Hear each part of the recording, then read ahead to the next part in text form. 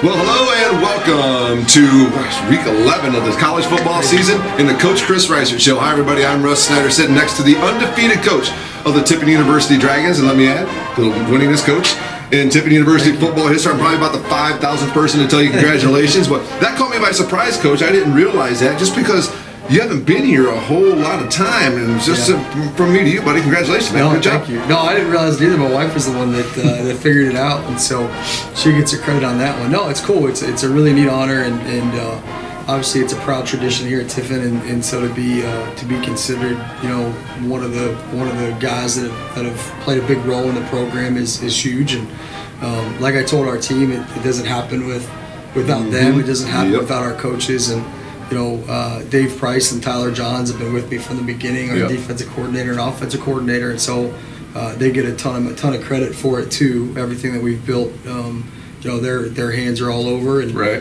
and then obviously my wife too. You know, she's played a pretty big role in the whole thing. Maybe we should invite her on sometime. Yeah, we should. Maybe we should. We might be able to pick her brain. Let's see if we can figure that out sometime. I knew you were going to, deflect it to the coaches, to the players as you would, and for me it's pretty cool to be part of this winning because when I started here it was Coach Gary Goff's first year, so it took us a couple of years to get one W. Yeah. So the fact that I was talking to my former broadcast partner, after the game and talking about how the season's going, he goes, man, back in the day 500 would have been something we dreamed about. So it's fun to be a part of a winner, Coach. Cool. Thanks for that. We're happy you're here. Well, the Dragons go on the road last week and took care of a tough road test at Ohio Dominican. And, one thing I want to say, Coach, about that game, I thought all day long your wide receivers went up and made plays for your quarterback. Did you feel the same way as well? No, I think those guys are coming on. They're playing with a ton of confidence. Tyus Alcorn, our receivers coach, has them playing with juice. And I think they're just excited to be out there and get the opportunity to impact the game. And so Top Will's going up and making plays. I mean, just awesome. Yeah, no, it's been cool. It's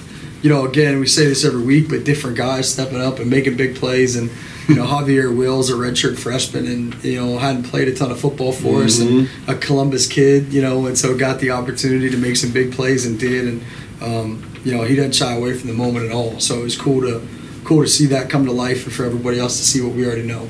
Well, the Dragons fell behind early, 3-0. Ohio Dominican came out throwing some punches, playing some good football right off the get-go, and they took an early lead. But then the turnover started, and you mentioned players making big plays. He made a big play. We talked about him earlier in the year making a big play for you, but a 77-yard interception return, Justin Wimpy down the sideline right in front of me. And like I say, I love what Kale does with the videos. When he puts my calls over top of that. It was pretty awesome. But what a play by that young man. No, it was awesome. Big-time play, and he was right place, right time, and anytime you can do that, you grant yourself the opportunity. And he certainly took advantage every bit of it, and being able to take it to the house and get 6 points, and like you said, was a bit of a slugfest early. That was huge. Yeah, absolutely. And then your defense forces turnovers next couple of possessions, including Patrick Tuame's sack. Zach McMahon falling on the football on the 1-yard line, and great play by your defense. Zach's been making plays out of that defensive interior all season long. Yep. No, it was huge. It was huge. Patrick came off the edge and got the cue from the blind side, and ball coughed up, and Zach fell on it, and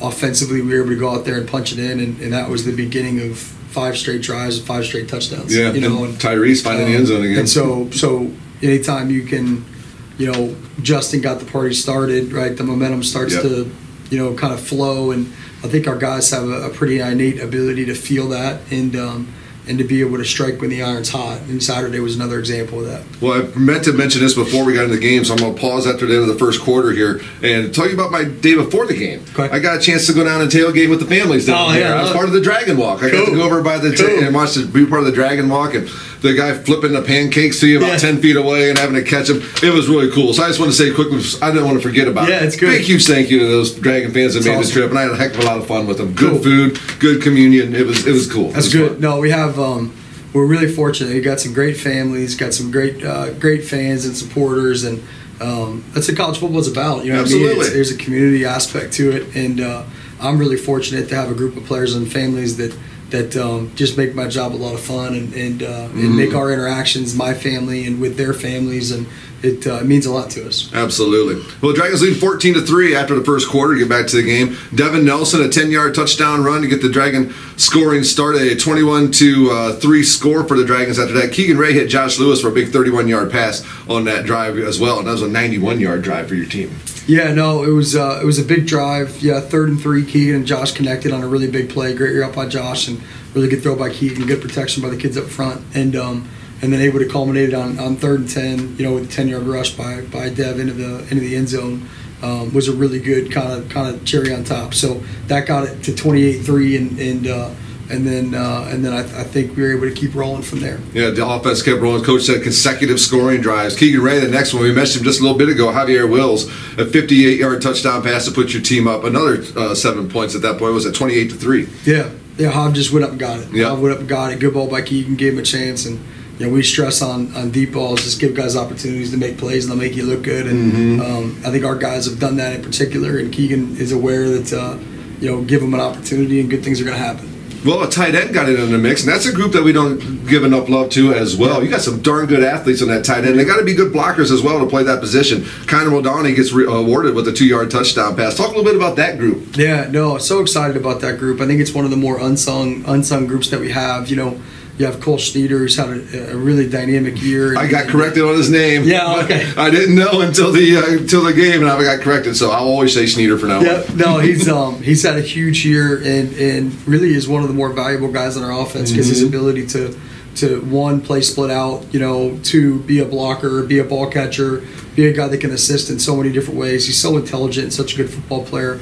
And then Connor, you know, is a guy that's really come on as of late. I'm so proud of him. You know, both of those guys worked their absolute tails off, and Connor hadn't gotten the opportunities early in the year and just kept working, kept doing his job. We've tried to get him more opportunities later in the season, and for him to get to make that play in that game was so fun to watch. Absolutely. And, one that I'm really, really happy for. So great job to him. And then we talk about it all the time, that late score in the first half, late score at the end of the half, early score in the start of the second half. Your defense, a great fumble recovery with 8 seconds left. And then Keegan Ray, I said on the broadcast, I got a chance to set up a field goal here. You guys, no. We went 6, not 3. And Keegan found Josh. Another play where the receiver made a great adjustment to go up and get the football, then get that ball to the end zone. No, he did. It was just one of those deals, right, where we wanted to get a ball in the vicinity of a playmaker and see what happens. And there's not too many crazy old play calls. 8 seconds left, and so it was an easy one. And let our players make plays, and they did.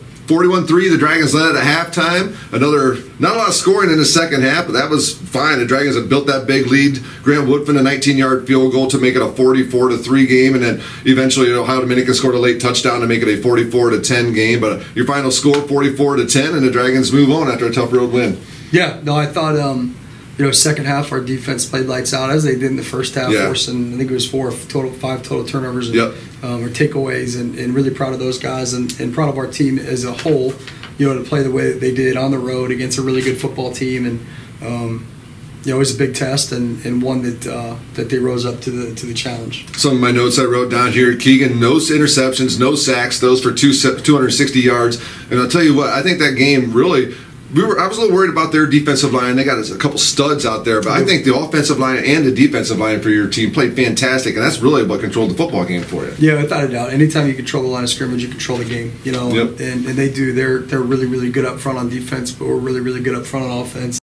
And our guys, when they needed to, took charge of the game and gave us an opportunity to do the things that we needed to do in the back end. Like you said, Keegan having 0 sacks against really the nation's leading sack. Exactly. Along with a bunch of really talented kids up front. It says a lot about our guys and about his ability to get the ball out of his hands and be aware of what's happening around him. He uses athleticism a couple times to avoid a couple of guys, but for the most part, it was pretty clean. Yeah, that's what he's good at, and so it was cool to see him play the way that he did and the way that our guys up front did. And I think that's why we had the result we did.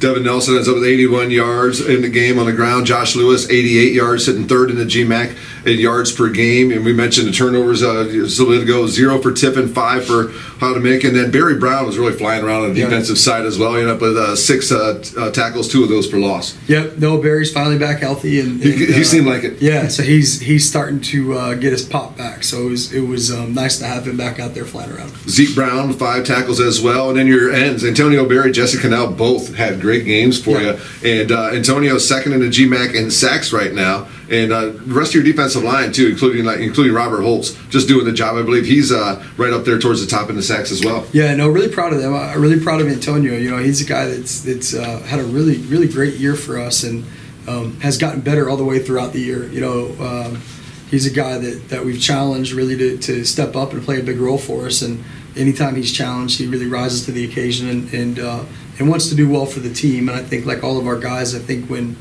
your mindset is to help the team win and play in that vein, you know, you play hard and you play with the right mentality and the right edge, and really, really proud of him. He almost looks like a basketball player out there. I can tell you what kind of athlete he is. Yeah, he just looks really like an athlete. My goodness. And then your running backs, Blackman, Banks, Dorn, Nelson, and Grisak, all in the top 7 still in the GMAC and rushing. That's pretty awesome. That's awesome. That's awesome. Well, rivalry week, Coach, going on the road to take on Findlay this week. What a game that they played against Ashland last week, a 37-35 4-overtime thriller. I need to go back and watch the overtimes on that. That would be pretty entertaining for the fans. Well, what's it like for a coach to go through a 4-overtime game like that? You know, I've never been through it. I don't know. I'll have to ask Coach Allen on Saturday how'd that feel, right? So I hope I'm never in that situation. But no, a lot of 2-point calls. Yeah, a lot of 2-point calls. So you better have your plays ready and ready to go for some situational football. But yeah, they played a great game and great test for us. Obviously, it's rivalry week, so your intensity's amped up a little bit, and you could act as if it's any other game, but it's a little bit of a bigger game when you play a team that's 30 minutes away from you. And so our guys are just excited for the opportunity. We don't see any of this stuff as obstacles or challenges, just opportunities. It's a chance for us to play our best football game, and which we feel like we haven't played yet. And we've just got to be hitting on all cylinders in all 3 phases and play with great intensity and effort. They're probably preparing for each other very similar. Very talented running back over there. Benson feels like he's been here longer than you. Yeah. A good quality quarterback, playmakers as the wideouts, and a couple of defensive players that can really get after you. So I'm sure the preparation is going to be a little similar on both sides of the Saturday. Yeah, without a doubt. No, they're a really good football team. We're a really good football team, and I think anytime you have these games, man, it comes down to those that execute and those that play with an edge and with energy and with effort and with passion. And our job is to let that stuff shine through and throw the play calls out the window. It's about just the will to win, and so I'm excited to see our guys compete. That's what college football is all about, right? Every game, every week, every Saturday is fantastic. But with rivalry week, it's something special. That's why it's at the end of the season. It's cool. It's fun. That's why you do it. It's great to be a part of. It's cool to play most Saturdays, but when you get these opportunities, you get these chances in these types of games and in these environments,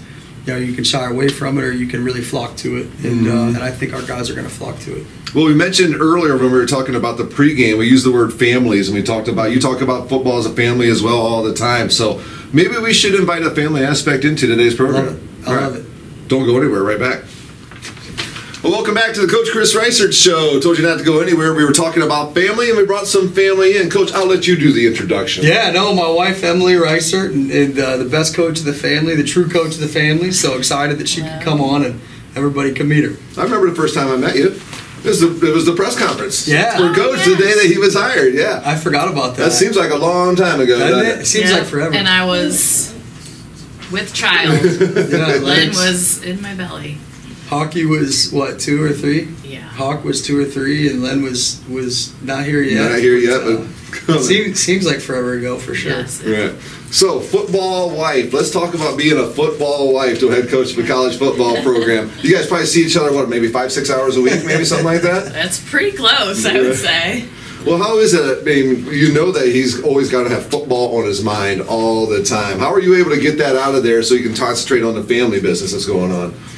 He's good about when he's home, he's home. He doesn't take a lot of calls or works, but when he's at home, he tries to really be there. So it's not a lot of time, but we try to make the time that we do have really last and make it count. And then you feel like when the seasons are over, we're going to get Dad back. Not as much as you think, because football season doesn't stop, does it? The recruiting season might even be tougher than actual football season. Because of the travel and things like that. Yes, yep.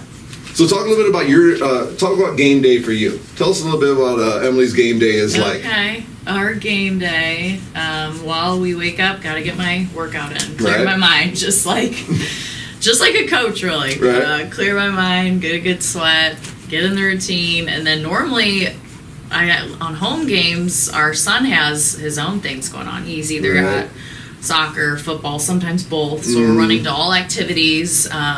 We like to do the dragon walk, but I've only probably made 2 this year. Right. And then we swing right in. If it's I love a noon kickoff. Every coach's wife and coach's family loves a noon. Right. I don't know if you guys. It works out well for me as well. We like the earlier kickoffs, and then we swing in. We are there by kickoff. But I do love seeing our awesome parents and fans tailgating out there and getting ready for the game. So, and then it's just I'm pacing around for 3 hours. Like, I barely sit down. You see me walking all over, but is there a lot of nervous energy to you during the game? There is a lot. Yeah, there's a lot of nervous energy because you know how much time and effort he puts into it, and how much the kids care for him, and he cares for the kids, and you just want the best for everybody type situation. Exactly. It's a mom talking. Yeah, there's a lot less nervous energy I feel this year than there was in prior years. So we'll talk about now the kids when they get down there. Are they paying attention to the game, or are they just enjoying the fact of the pageantry of the football game type situation? We have one child that loves watching the game, cheers for her daddy very hard, and she knows the players. She knows the numbers. She knows the names.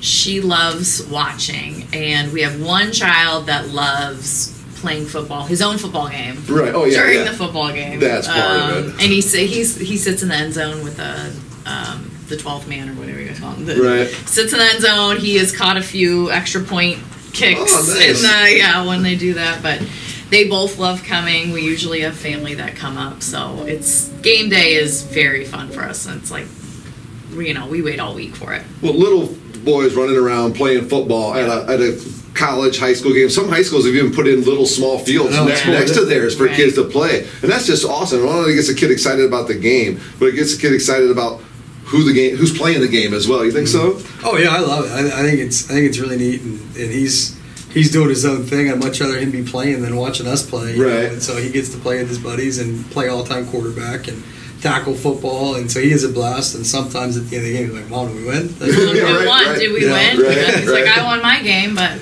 then he likes to go to Club Dub. He gets to go to Club Dub each week after a win, and so that's a cool moment for him. One of those cool things to share with your kids, so it's neat to have a chance to share it with her and the whole crew. Well, we mentioned before Emily came on. We mentioned the word family had come up, a handful of times before we took a break to bring Emily on, and it has to be a family atmosphere if you want to be successful. You have to have that strong family backbone back at home too to make sure that you can make everything successful. And it's a great thing to see. And I know that she watches the show because she brought me treats today. She knows I like being brought good food, so I got brought brownies today. I'm sorry everybody if it makes you a little jealous, but I was telling Coach I got to do the dragon walk at the road game on Saturday. I got to go down to tailgate with the families, eat pancakes were being thrown at me and stuff. It was really, really cool. So my interaction with the families and of our players and stuff is always spectacular. You mentioned a little bit, just expound a little bit about what it's like to hang out with some of those folks on game day. We have awesome parents and fans and grandparents and just people in the Tiffin community that come and support them every week. They are always positive. I mean, we are lucky to have such great support. They travel, they go all over. Yeah.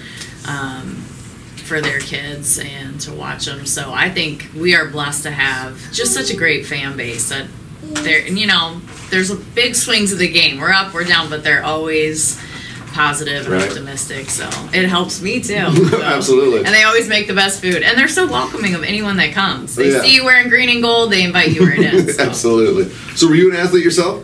I was an athlete. I played tennis in college. I was an assistant coach at Ohio Dominican when Cris was an assistant coach. She's one of the leaders at Bethel College and wins in their tennis history. Were you a singles player or doubles player? Both. Singles player. Yeah. Oh, well, I played both. Yeah, I was probably more of a singles player. Do you still play? A little bit here and there. I've actually been out with Phil on his good luck with that. When he has his Wednesday nights. I've been out there, but now I'm getting more into pickleball. Pickleball is exploding. My goodness, tennis is one of those sports where it's so awesome to watch at like the top level. Yeah, I mean, the really people at the is. top level are insanely just so talented at that sport. And it's also a sport that you can play for a long, long time. I mean, Coach, you probably don't call your buddies and be like, hey, you guys want to get together at the park, play a little football? No, not in any regard. No, I can tell if he plays quarterback here for a practice, I can tell the next few days. Yeah. Getting old, man. I can tell. Right. We got both Reiserts with us here today on the Coach Cris Reisert Show. I got some questions, Coach. Should we ask them while both of you are sitting here? Let's do it. I guess a couple of them are statements that you can expound on, and a couple of them are coaches. So, Rich in the Columbus area just wants to know what the energy is like on rivalry week at practice compared to a normal week. Is it escalated without even having to escalate it? You know, it's been weird for us. Like, you know, we didn't have practice on Tuesday because National Voting Day. Mm-hmm. So the NCAA has a mandatory deal where you can't practice on Tuesday. So we didn't have any team activities. So Monday was our first and only practice of the week, and we practiced Monday night, and it was great. You know, it was a little close to the game on Saturday, so you weren't in pads, you were just in helmets, and working through the base game plan, and the guys were awesome. We got pizza after the game, after the practice for them, and so we got to kind of enjoy some fellowship, and it was a really cool night. You know, it's one of the cool things, like, when you think about you fall into this routine throughout the week. You practice every day during the week, and usually it's 4 o'clock practice, and then you get under the lights at night on a Monday night. It was awesome. The guys were flying around. It was really, really cool. But today, I think I don't know if the intensity would be any higher. I think it'll hopefully be same as. I think we practice with a really high level of intensity. I hope that our focus is laser sharp, and our effort is what it needs to be. How about you, Coach's wife? the energy a little different for you in a rivalry? I think so. I'm not even allowed to wear our rival colors. Let's face it. There's one section in my closet I haven't worn in a few years. So yes, this rivalry is strong, and for good reason. I mean, it's always a great game, and it's great to have something to play for. Yeah, it really is. All right, here's one from an alumni, Corey and Brian. He says, just congratulations, Coach. Just want to let you know you're making the football alumni proud. So just want to send that on over to you.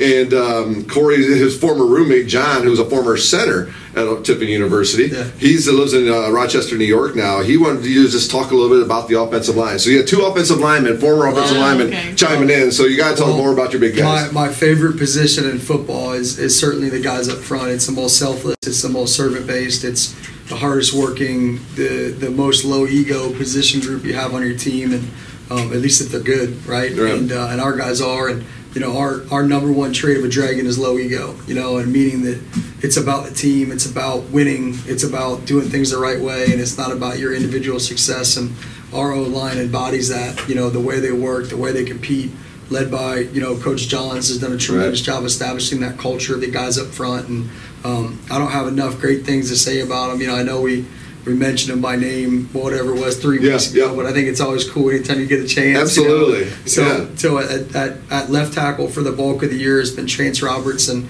has done a tremendous job for us, and at left guard for the bulk of the year has been James Raber, and James has played a lot of football along with Dagan Bush, and James has been, gosh, a 3-year starter for us now. Just been as reliable as they come. You know, Shane Bumgarner's been our center and is having, I think, as good a year as anybody up front in the country. Really, really excited about him, and he's a guy that invests a ton of extra time to make sure he can get all 5 of them on the same page. George Speller's been at right guard, and you've seen Cassius Holbert a little bit there too. But George Speller's, you know, again, a 3-year starter, and last year was the academic performer of the year. That's right. That's right. 4.0 student, will graduate this spring. Going to be a teacher and coach like his dad. Special guy. And then at right tackle has been C.J. Dawson. You know, a redshirt freshman, and has been unbelievable all year, and a guy that's really kind of gelled with that group. And then behind him and playing with him has been Gavin Robbins, and has been a swing guy. Played some guard early in the year when Jordan was out, and now has been at tackle. And so I think it's cool just for those guys to get a shout out. And all of those guys have played really, really big minutes and really, really big plays for us. So I don't even know what the question was. But, and Big Red, you can't figure out Big Red. And Zach Richardson, Zach, who is out for the season, but played a ton of football for us early in the season, and he's probably your biggest cheerleader now. Yeah, it's been what would be a 4-year starter. So yeah, it's a great group of guys, led by a great coach, and we love the tradition that was started with Corey and those guys, and I know those guys are just trying to carry it on every day. Well, Emily, we'll bring that over to you. You mentioned it, with the academic awards. Every parent loves you get all team this, all league that, all academic. That sounds a little different to a parent, doesn't it? It sure does, yeah. They're not only valuing what's happening on the football field, but also taking, after football is done, the seriousness of education and putting it all together. So, and it's hard to be a student athlete when you go from practice to meetings and then also you have to keep this whole other part of your life together as far as, getting in the book and in the classroom. And so that kudos to those players. Coach mentioned some of the assistant coaches. Do you get much interaction with the rest of the families of the coaches on the team? Yes, we are together a lot. You see them on game day, right. You see their families. There's kids running around. I feel like there's, we've had some coaches on staff the whole time since we've been here, and some change, and you just get to know them and embrace them because they're all doing the same thing and in it together. So right, there's a bond there. There really is. We have some great people on the staff, past and present. Yeah, well, we talk about when you're recruiting players, high character, and we said you can't recruit a high character guy unless you're sending a high character guy to go recruit that kid. No, you can't be about family if you don't have coaches that value family and value the development of people, in more ways than just ball, and our coaches embody that for sure. Yeah, I can tell just by the way their young men carry themselves on and off the football field as well. And then last thing, Ben from Tiffin just says, "Thanks for a great season, Coach, and go beat Finley." That's all he said with a bunch of exclamation points at the end, but that was it. Thanks for a great season, go beat Finley. I like that. Let's roll. Absolutely. Well, anything else before we let you guys go, Emily? Anything else you want to say to Dragon Nation while we're hanging out here? Dragon Nation. Show up Saturday. Show up Saturday. Wear your green and gold. Be ready to cheer loud for these guys. They have, not every season is 10-0, but every our first season, it has been a fun year. And it's no shock because you can tell these guys, they put in so much time and effort and energy. And it is no surprise how well they're doing because they do all the little things every day. In meetings, in practice, in the classroom, they do it the right way. So it is fun to watch these guys on Saturdays play and have fun. You can tell they're having fun doing it. Absolutely. And do you put wife of the all-time winningest coach at Tiffin University at the back of your name now? Is that part of you sign your name? It's Mrs. Wife of all time, but yeah. Oh my goodness. Sorry, Coach. Just had to throw that in there. That's all right. All right, Coach. Any last words from you, buddy? No, I'm glad you got to come on. So proud to be her husband. So that's cool. Thanks. So it's cool to have her on, and thank you to you and Dragon Nation. Can't wait for this Saturday. Let's go get a win and keep rolling. Yeah, you can tell it's a great Dragon family and a great Dragon family right here as well. Finley will have the broadcast, 12 noon start on the Great Midwest Athletic Conference Digital Network. I'll have the radio call on Coast Country 100.9 WMJK as well as at tudragonradio.com. Then Coach will come back and talk next week hopefully about what's going on either the following Saturday or beyond. Big news Sunday at 6 o'clock. There's a selection show with the NCAA's website. So more information, get it at gotiffindragons.com. Until next week, I'm Russ Snyder. That's Coach Cris Reisert. That's Emily Reisert. This has been the Coach Cris Reisert Show.